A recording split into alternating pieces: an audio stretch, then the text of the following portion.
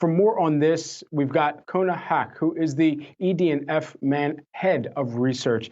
Great to have you here with us today, Kona. First and foremost, let's start things off with oil, because that is what prompted the presidents of the United States, President Biden, to speak earlier this morning and address what the moves that the U.S. would make in response to Russia's invasion of Ukraine would be, and specifically noting the impact that it would have economically here in the U.S., but especially at the pump for U.S. consumers as well. I mean, basically, the impact that this war is going to have across the global economy is going to happen via the commodity transmission. So Biden would have known about this when he put this embargo on.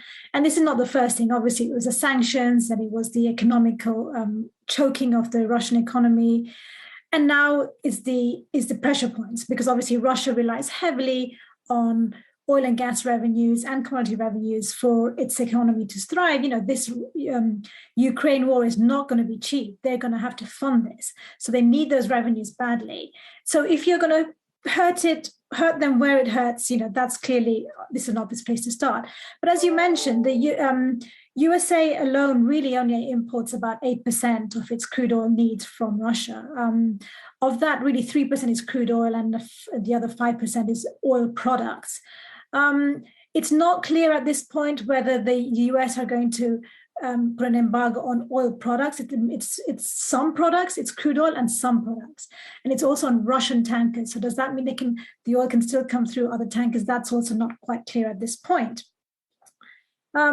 So, you know, Russia will suffer, obviously, but they can try and obviously displace USA and move to China or India or other importing countries. And the USA, for their matter, they can supplement the shortfall that would have come from Russia easily from the Middle East. We know that they've sent delegations out to the Middle East, even to the Venezuela. Obviously, Canada, Mexico are obvious choices too. So to what extent, if any, do you expect this most recent ban that is now going to be implemented to show up in the supply chain? Yeah, so, I mean, it's going to happen for sure. So you're already, in your previous slot, you mentioned the gasoline price in the USA is now at multi-year highs. 420, 440 is a given. This whole supply chain is obviously going to have an impact, inflationary impact within the US economy, but globally, oh my gosh. So it's freight, the cost of shipping everything is going to go through the roof, through the bunker fuel. Then you have oil as the mechanism to grow anything. So you've got fertilizers, oil and gas are hugely important components for fertilizers. Those are in shortages. Again, Russia and Ukraine are big exporters of that part.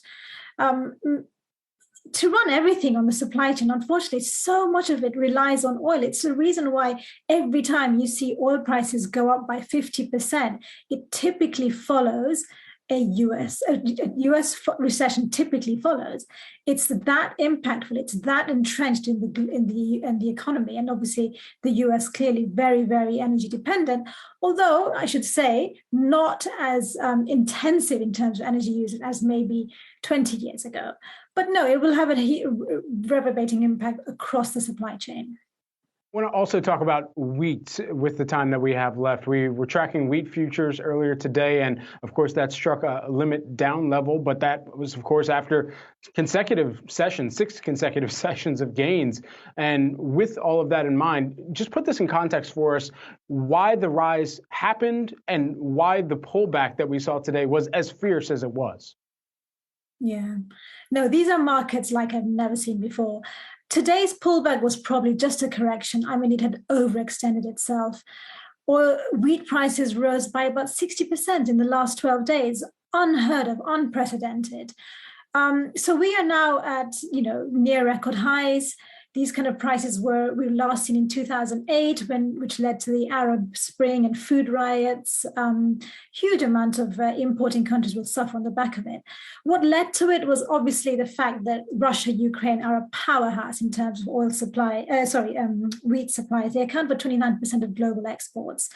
So this was, the fact that this region is now potentially being choked off in terms of wheat exports couldn't have come at a worse time, because wheat global inventories were already tight coming up to this point. You've had droughts in Brazil, you've had droughts in USA and Canada, all major wheat exporting countries. And now you have another massive 29% of the world, which is potentially being choked off in terms of wheat exports. And the world can't handle it because, let's face it, wheat demand is very inelastic. It's a food, it's a consumption. It's what everyone needs. So there wasn't any room for error.